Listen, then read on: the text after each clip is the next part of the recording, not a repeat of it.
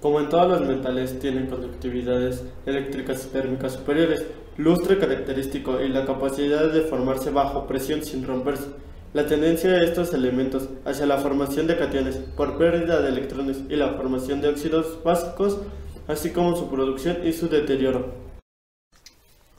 Preparación de la mena. En el tratamiento preliminar de una mena, del mineral deseado se separa de los materiales de desecho, casi siempre arcillas y minerales de silicatos, que en general reciben el nombre de ganga. Debido a que los metales en sus formas combinadas siempre tienen números de oxidación positivos, la producción de un metal libre es un proceso de reducción. En ocasiones es necesario realizar una operación preliminar para llevar al metal a un estado químico más adecuado. Para la reducción, un ejemplo es la mena, la cual es tostada, es decir, se calienta a altas temperaturas para eliminar impurezas volátiles, al mismo tiempo convertir los carbonatos y sulfuros en óxidos correspondientes. Los metales preparados por reducción casi siempre requieren un tratamiento posterior para eliminar algunas impurezas. Por supuesto, el grado de purificación depende de su uso, a que se destine el metal. 3 procedimientos comunes de purificación son destilación, electrólisis y refinación por zonas. El descubridor del aluminio, un metal de tono plateado, fue el danés Hans Ørsted en 1825. El estado del aluminio, en su forma natural, es sólido. El aluminio es un elemento químico de aspecto plateado y pertenece al grupo de los metales del bloque P. El número atómico del aluminio es 13. El símbolo químico del aluminio es Al. El punto de fusión del aluminio es de 933.47 grados Kelvin o de 661.32 grados Celsius o grados centígrados. El punto de ebullición del aluminio es de 2792 grados Kelvin o de 2519.85 grados Celsius o grados centígrados. El aluminio es uno de los metales más abundantes y ocupa el tercer lugar como elemento de la corteza terrestre, 7.5% en masa. No se encuentra en forma elemental en la naturaleza. Su principal mena es la bauxita. Otros minerales que contienen aluminio son la ortoclasa, criolita y el corindón. En general, el aluminio se repara a partir de la bauxita, que con frecuencia se encuentra contaminada con silicio, óxidos de hierro y óxidos de titanio. Primero se calienta el mineral en una disolución de hidróxido de sodio para convertir la sílice en silicatos solubles. Al mismo tiempo, el óxido de aluminio se convierte en el ion aluminato.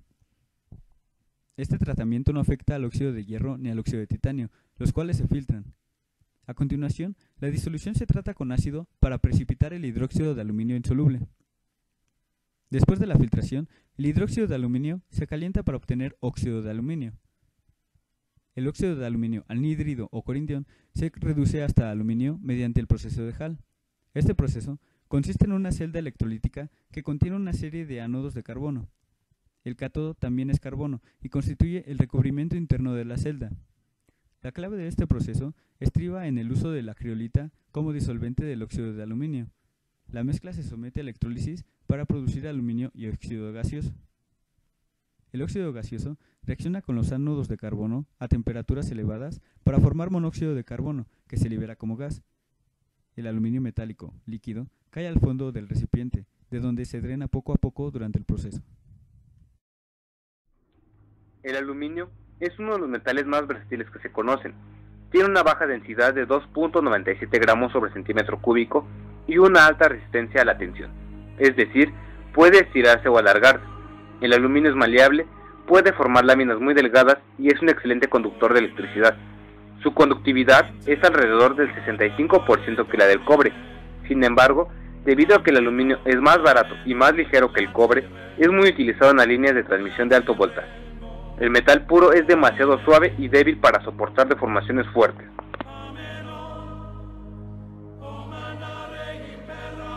El cobre se encuentra en estado libre, sin combinarse, o a partir de la extracción de sus menas, generalmente sulfuros. Es bastante complicada, ya que las menas de cobre suelen tener sulfuro de hierro. se valora al cobre por las propiedades del metal puro. Su punto de fusión es de 1083 grados Celsius, mientras que su punto de ebullición es de 2567 grados Celsius y tiene una densidad relativa de 8.9 gramos sobre centímetro cúbico.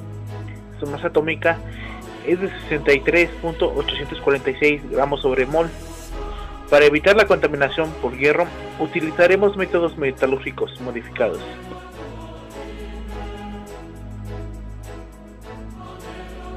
La concentración se hace por flotación y la tostación convierte los sulfuros de hierro en óxidos de hierro. El cobre se mantiene como sulfuro si la temperatura no sobrepasa 800 grados Celsius.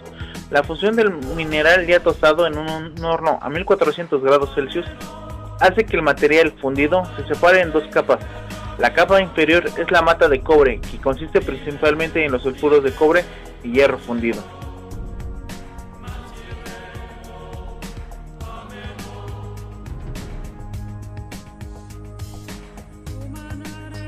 En el horno se insufla aire a través de la mata de cobre fundida y se lleva a cabo un proceso denominado conversión. Primero se convierte en el sulfuro de hierro restante en óxido y se forma una escoria de silicato de hierro.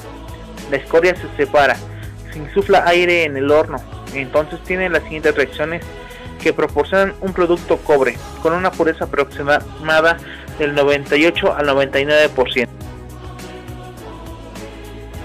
El producto de la última reacción se denomina cobre negro, por la presencia de ampollas o vesículas de óxido de azufre 2.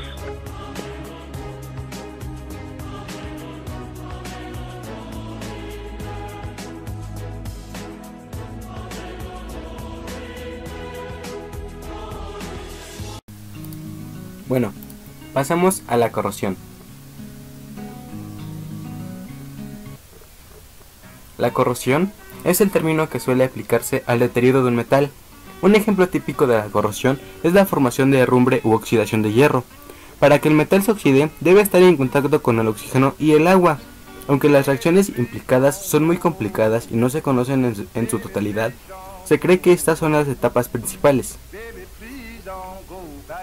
Número 1. Una parte superficial del metal funciona como ánodo, donde se lleva a cabo la oxidación. Hierro igual a hierro 2 más 2 electrones. Número 2. Los electrones donados por el hierro reducen el oxígeno atmosférico a agua en el cátodo, que a su vez es otra región de la misma superficie del metal. Oxígeno más 4H más 4 electrones, dando 2H2O. Número 3. La reacción redox global es 2 hierro más oxígeno más 4H más 4 electrones, que dan hierro 2 más 2H2O. Observa que esta reacción se lleva a cabo en el medio ácido por parte de los iones H+, que provienen de la reacción del dióxido de carbono atmosférico con el agua, en la que se forma H2CO3. Los iones hierro 2+, que se formaron en el ánodo, se oxidan posteriormente como oxígeno y nos brindan la siguiente función.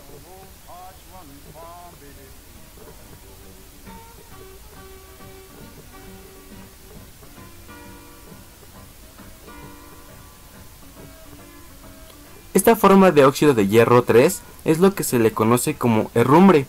La corrosión metálica no solo se limita al hierro, los metales acuñados también se oxidan como el cobre y la plata, pero más lentamente.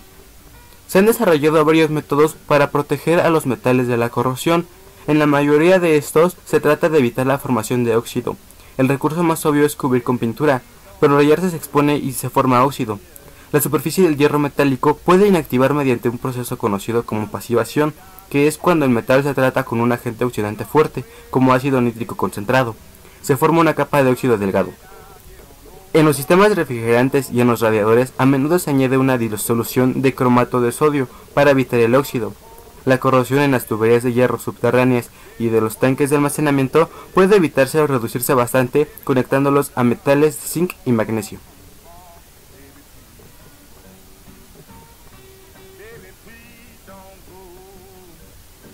Baby, please don't go.